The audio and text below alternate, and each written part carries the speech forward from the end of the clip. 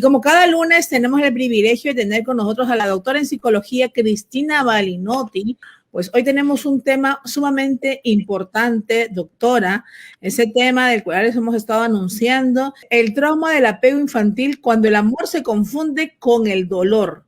¿Cómo está, doctora? Bienvenida, buenas tardes. Buenas tardes para toda tu audiencia también, un gusto estar aquí como todos los lunes.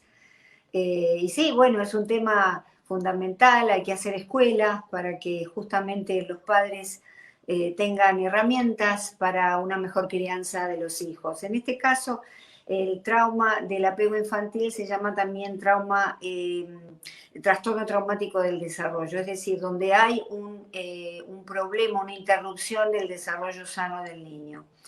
Y sabemos que trauma es una herida en la mente, como habíamos dicho vez pasada, así como nos herimos pronto el cuerpo, nos caemos y bueno, nos lastimamos. También se lastima la mente. Ahora, ¿qué es el apego?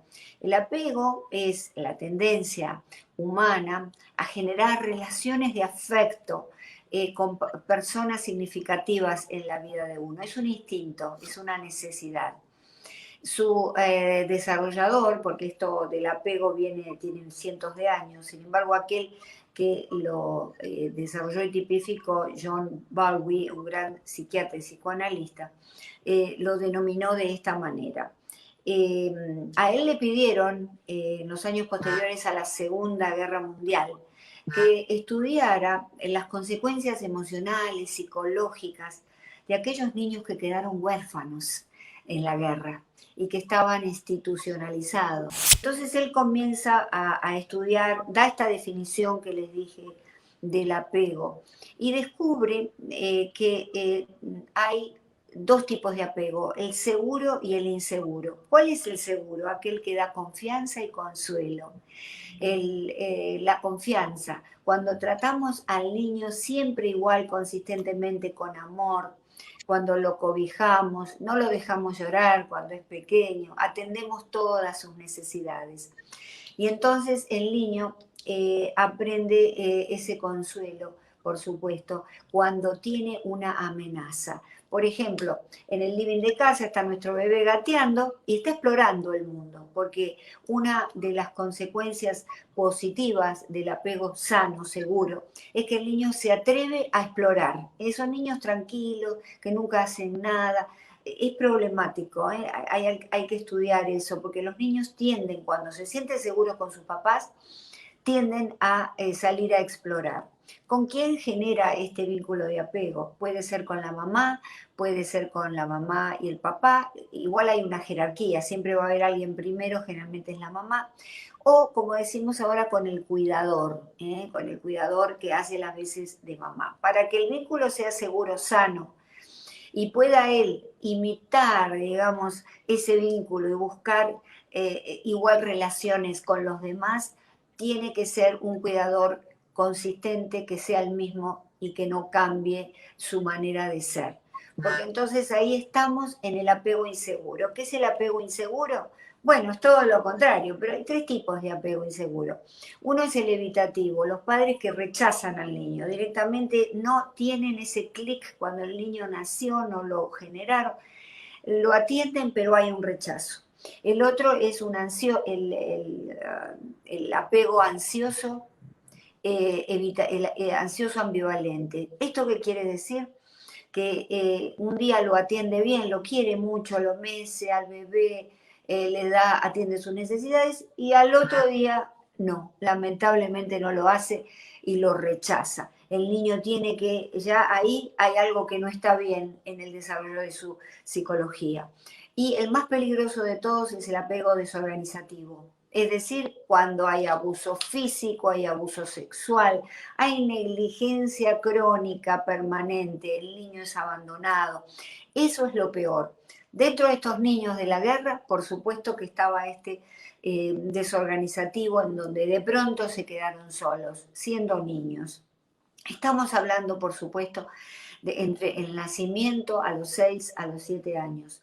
Ahora, como decía John Bowley, quien descubre, quien organiza todo esto del apego, el apego es desde la cuna a la tumba, es decir, que todos los seres humanos durante toda nuestra vida tenemos esta tendencia instintiva a relacionarnos, pero el periodo más importante sin duda que es la infancia, porque ese va a ser el modelo de cómo nos vamos a relacionar con los demás. Cuando el niño tiene un apego inseguro, aprende que el amor da dolor. Y ahí es el subtítulo del tema de hoy. Aprende que el amor da dolor. ¿Por qué? Porque mamá me quiere, pero bueno, me trata así. Y entonces yo me siento mal. Y va a buscar el día de mañana un hombre, una mujer que lo haga sufrir en el amor, entre comillas. De modo que qué importante que es el apego seguro. Y fíjate por qué. Porque desarrolla el sistema inmunológico psicológico. Tú sabes, ustedes saben que hay un sistema inmune psicológico, que es el que nos previene cuando tenemos esa seguridad de buenos padres, nos previene de todo tipo de enfermedades y de cuestiones cuando la vida nos ataca con todas sus sorpresas. Nos permite la exploración del mundo, como hablábamos antes, y genera la dependencia segura. Todo adulto, para ser independiente, debe ser primero dependiente sanamente de las primeras figuras, de los papás, de la mamá en particular. Consolida todas las funciones de la mente, como por ejemplo el aprendizaje del lenguaje, y ayuda a la autorregulación emocional. El niño que está bien atendido, el niño que es amado con felicidad para que conecte el amor con el placer y no con el dolor, es un niño que no es un niño estresado, esos niños que viven con el cortisol elevado, con un estrés crónico. Ya las neurociencias, esto es muy ciencia, determinaron que el cerebro del niño maltratado se dispara a través del cortisol. Toda la organización y la conexión entre neuronas lo hace a través del cortisol. Son chicos que son más agresivos, más reactivos, en fin. Otra de las cosas que el apego inseguro genera, y esto tenemos que tener mucho cuidado, son psicopatologías, el trauma reactivo. ¿Qué es el trauma reactivo del apego? Los niños que se aíslan, que no son curiosos, que siempre están como en la luna, están allí metidos dentro de sí, y también el niño que le da los brazos a todo el mundo. Atención con los niños que le tiran los brazos a todo el mundo. A cierta edad, los niños tienen que tener, rechazo, un cierto rechazo a los adultos. No quieren irse con los brazos de quieren los brazos de mamá, quieren los brazos de aquella persona que los quiere, que los tuvo, que les da todo esto. Cuando el niñito no lo tiene y tuvo un apego inseguro de cualquier índole, resulta que desarrolla un trauma reactivo. Desarrolla también depresión, ansiedad por separación, abuso de sustancias, trastornos obsesivos, trastornos de la alimentación. Pero fundamentalmente cuando nosotros vemos un niño con agorafobia, que es chiquito y tiene miedo a salir a los espacios abiertos, cuando vemos un niño con fobia escolar y con ansiedad de separación, creo que estamos allí bastante seguros de que es un niño que tiene un trauma de apego inseguro.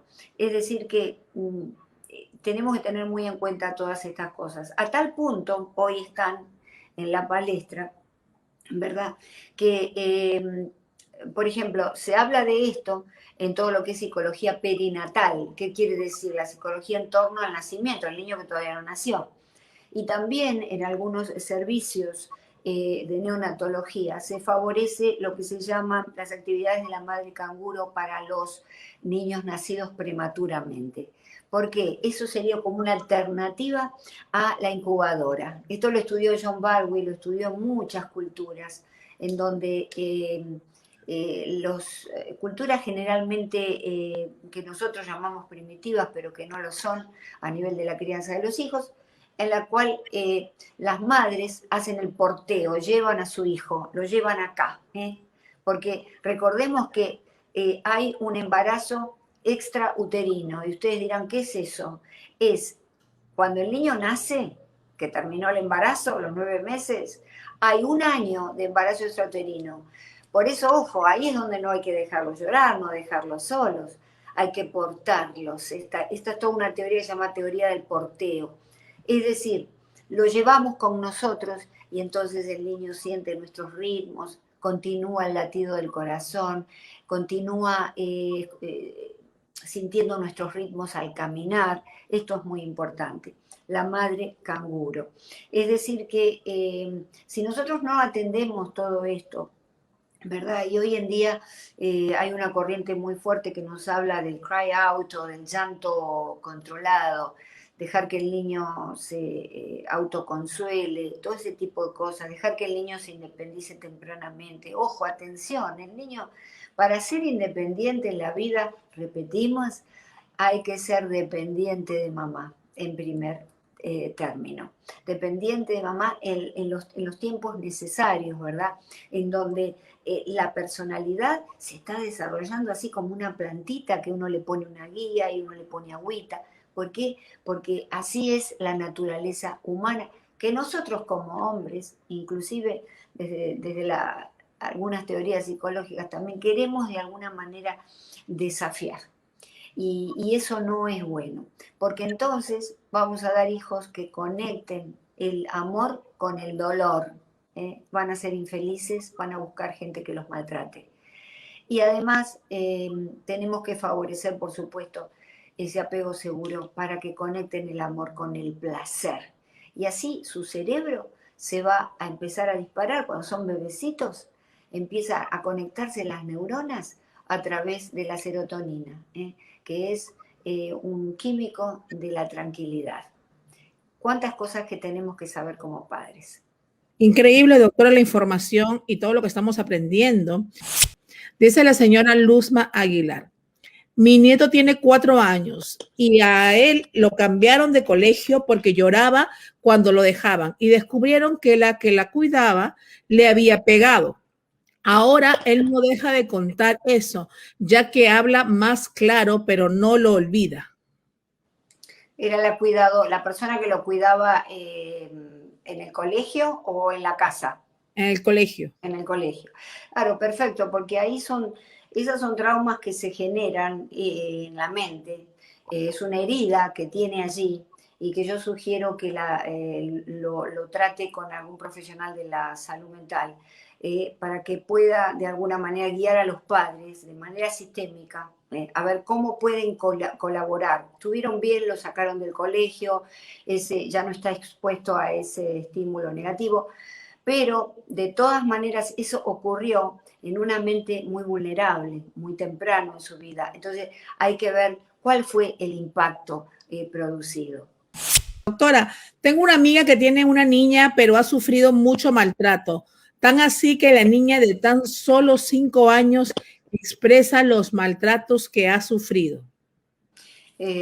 Bueno, es importante por un lado que la niña pueda verbalizar, pueda narrar lo que le pasó, porque de esa manera no lo guarda dentro, lo puede a lo mejor empezar a masticar, a comprender mejor. No ahora, pero por lo menos ya lo cuenta, eso es bueno. Después habría que revisar quién fue la persona que la sometió a maltrato y cómo impactó en la mente de ella, ¿verdad? Todas esas situaciones de maltrato infantil hay que tratar de seguirlas, porque son los primeros años constitutivos, y no sabemos cómo pueden influir en su vida de relación más adelante. Rojas, doctora, a mí me da tanto miedo que mi bebé entre al colegio o guardería, tiene 3 años recién cumplidos. Obviamente, por todo lo que escucha, llegan los padres a decir, mejor no los envío, se quedan conmigo. ¿Cómo puede funcionar esto en los padres? Y lo ideal, y entendemos que la situación ideal está dentro de un porcentaje mínimo, lo ideal es que el niño se quede en esos años con los padres, por lo menos con uno, o puede ser la abuela, si es que la abuela no tiene que trabajar y tiene buena salud y es joven, pero en general se tiene que quedar con uno de las dos personas, que tiene que haber una consistencia en esa presencia, alguien que lo cuida hasta los 3 años.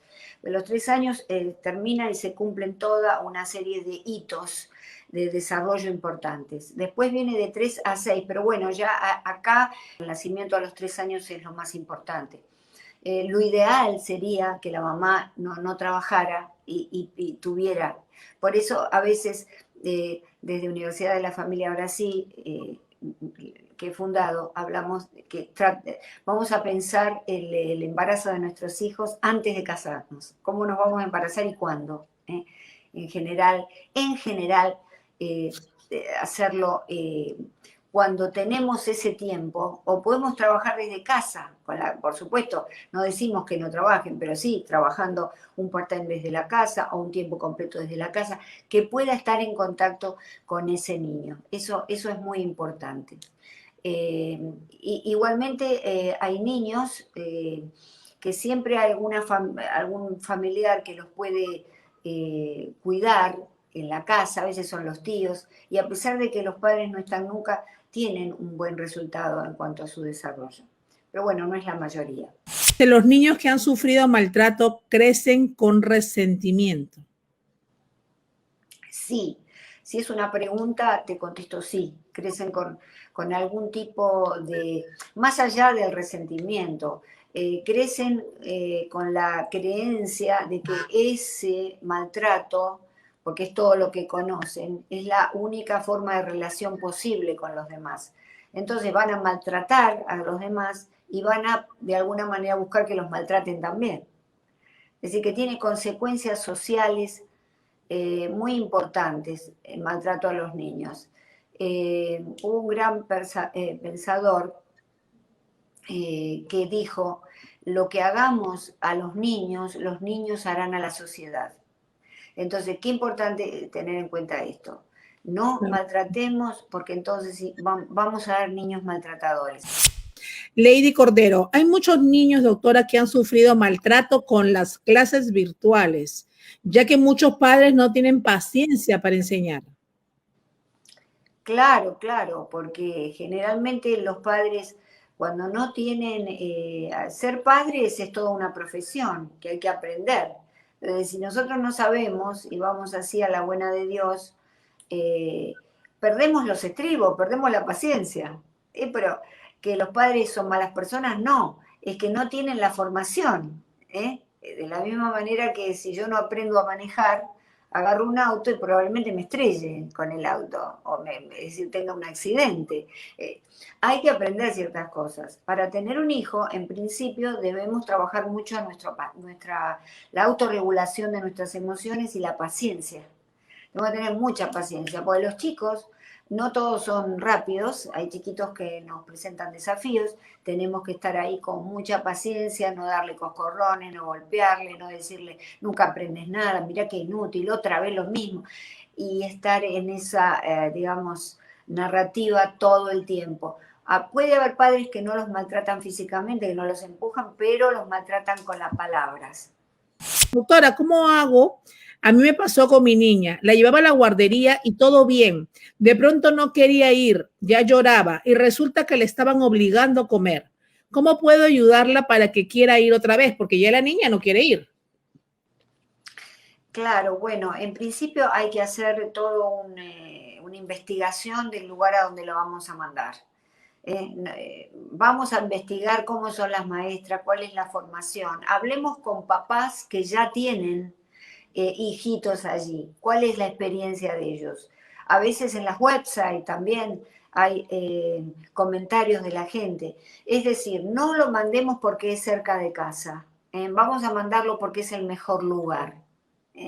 Pero para saber si es uno de los mejores lugares tenemos que empezar a investigar. ¿Para qué? Le sugiero, por supuesto, que vaya a otro jardín y que investigue si ese es el jardín adecuado. Recuerden, señores, que nosotros dejamos a nuestros hijos pues mucho tiempo en el centro donde van a estudiar y es ahí donde viene la formación de ellos. Son muchos factores que están en esa parte, yo creo, en la parte educacional de los niños. Por supuesto, el factor de los padres, Hay niños de clases pobres, realmente pobres, donde los padres tienen que trabajar mucho, pero ellos ven cierta moral, cierta honestidad en los padres, saben que los padres se están sacrificando por ellos, y son niños, y por eso a veces nos sorprende, de clases sociales realmente muy empobrecidas que llegan a ser chicos exitosos, chicos nobles y sin problemas. Por eso, a ver, ojo, primero, el primer núcleo que tenemos que revisar es la casa. Cuando se porta mal en la escuela, o no quiere ir a la escuela, o tiene fobia a la escuela, vamos a ver cómo es nuestro hogar. Recordemos que uno de los síntomas del apego inseguro es el niño que tiene fobia a ir a la escuela. Ansiedad de separación, cuando se quieren separar de uno. Hay algo que están pidiendo. Hay algo que están pidiendo.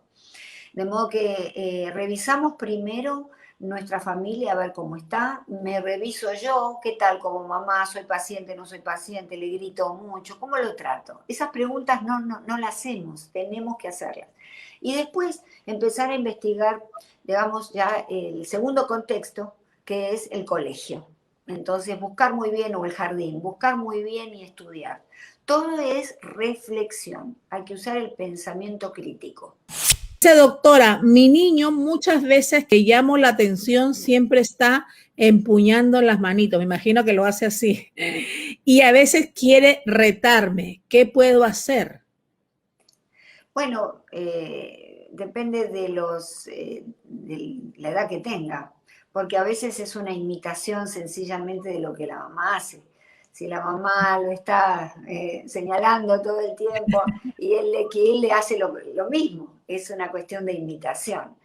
Nos tiene que preocupar si ya la amenaza deja de ser, por eso tiene que ver con la edad también del niño, ya la amenaza pasa a algo físico, ya si empuja a mamá, ya si le grita o la insulta, ya hay cosas que no se deben permitir en la familia que tenemos que estudiar. Invitar a la gente que vaya al canal de la doctora, unifamilia.com en YouTube, el programa se repite y pueden hacer sus preguntas también. Importante, doctora, que los niños imitan a los padres. ¿Hasta qué edad imitan a los padres? Copian incluso su carácter en muchas veces. De la misma manera que uno actúa, ellos van, vamos a decir, captando todo eso. ¿Hasta qué edad los niños generalmente pueden imitar el buen o el mal comportamiento de los padres? Bueno, los niños lo imitan siempre porque hay una teoría que nos habla que todos aprendemos a través del ejemplo, inclusive los adultos. Es decir, que nosotros lo que vemos vamos a reproducir. Por eso es muy importante, inclusive los adultos, lo que ven en televisión muchas veces lo hacen, lo que ven en las redes también lo hacen. Los niños más vulnerables están creando su personalidad, que bueno, ahí tenemos que tener cuidado, qué es lo que están imitando. Y cuando nos imitan, que suelen hacerlo, tienen a lo mejor 8, 9, 10 años, 11 años, prestarles mucha atención, porque ese es el espejo nuestro, es el espejo nuestro.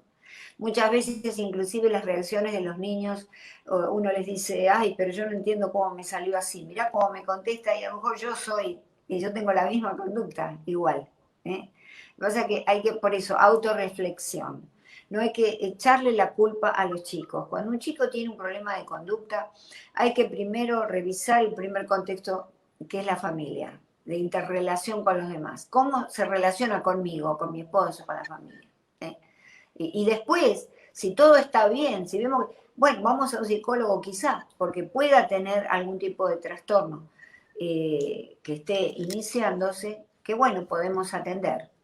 Pero siempre es todo sistémico porque somos seres biopsicosociales. El chico trae inclinaciones genéticas a ciertas conductas, a lo mejor inclinaciones a la agresión. Y si ve agresiones en la casa, pues entonces allí se va a unir con su ADN, o mejor dicho, con su material genético, y va a dar la tormenta perfecta. Doctora, ¿los padres deben vivir solo con los hijos para que no tengan varias autoridades de los abuelos, tíos, o no hay necesidad de eso? ¿Pueden vivir con otros adultos? Y siempre que se sepa muy bien quién es el que maneja, quién tiene la autoridad en la casa, pueden vivir, por supuesto, con los abuelos. Pero que los padres tomen la responsabilidad de criar a sus hijos ellos. Generalmente cuando viven con tíos o abuelos, comparten la responsabilidad de la crianza. Y los abuelos pueden ayudar si viven con nosotros, pero tiene que haber una jerarquía, porque ya de manera innata, instintiva, el niño con su objeto de apego, que puede ser la mamá y el papá, va a elegir a uno de los dos. Es instintivo. Entonces nosotros tenemos que dar la jerarquía. En general son los padres los únicos que deben atender y manejar a su hijo. Los demás, la familia es auxiliar, por supuesto, ¿no? No pueden estar metidos en la crianza de los chicos. Muchos abuelos se quejan porque dicen, bueno, yo crío a mi nieto todo el día, ellos están trabajando y cuando les quiero poner un límite no me dejan. Me dicen que los límites se los ponen ellos, que son los padres. Hay ciertas injusticias que tenemos que evitar. Doctora, como siempre, muchas gracias por esos temas tan importantes que nos trae todos los lunes. Invitamos a todos a que vayan a su canal de unifamilia.com, ahí están en pantalla, su canal de YouTube, y también al Instagram, @CristinaBalinotti. Pueden encontrar ahí mucha más información, pues de lo que la doctora siempre nos está trayendo aquí todos los lunes. Doctora, muchas gracias por estar con nosotros. Que tenga una semana sumamente exitosa y bendecida. Muchas gracias y los invito a mi canal de YouTube a ver Trauma Reactivo de la Vinculación, que es justamente una de las consecuencias del apego inseguro. Y ahí van a ver que es una cápsula desde Ana G. Méndez, desde la universidad. Claro que sí, doctora. Doctora, muchas gracias. Gracias por estar con nosotros aquí. Bendiciones.